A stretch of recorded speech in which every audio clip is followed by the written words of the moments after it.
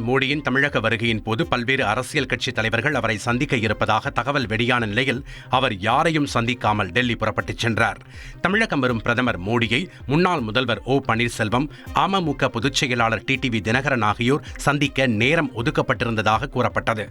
மேலும் அதிமுக பொதுச் செயலாளர் எடப்பாடி பழனிசாமி பிரதமர் மோடியை சந்திக்க திட்டமிட்டிருந்ததாகவும் கூறப்பட்டது. ஆனால் இந்த பயணத்தின் போது அரசியல் தலைவர்கள், முக்கிய பிரமுகர்கள் யாரையும் சந்திக்காமல் மோடி புறப்பட்டுச் சென்றது அரசியல் வட்டாரத்தில் பரபரப்பாக பேசப்படுகிறது.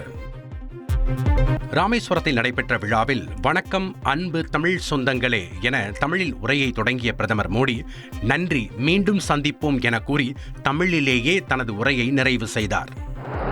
வணக்கம்.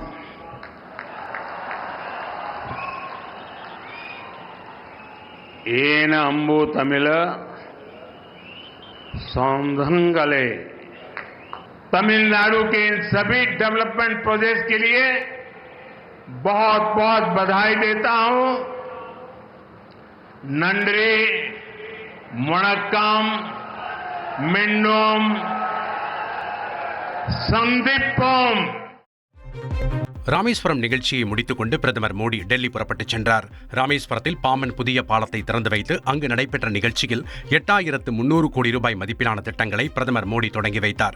நிகழ்ச்சியை முடித்துவிட்டு உச்சிப்புலி பகுதியில் உள்ள ஹெலிகாப்டர் தளத்தில் இருந்து ராணுவ ஹெலிகாப்டரில் மதுரை விமான நிலையத்தை வந்தடைந்த அவர் பின்னர் அங்கிருந்து டெல்லி புறப்பட்டுச் சென்றார்.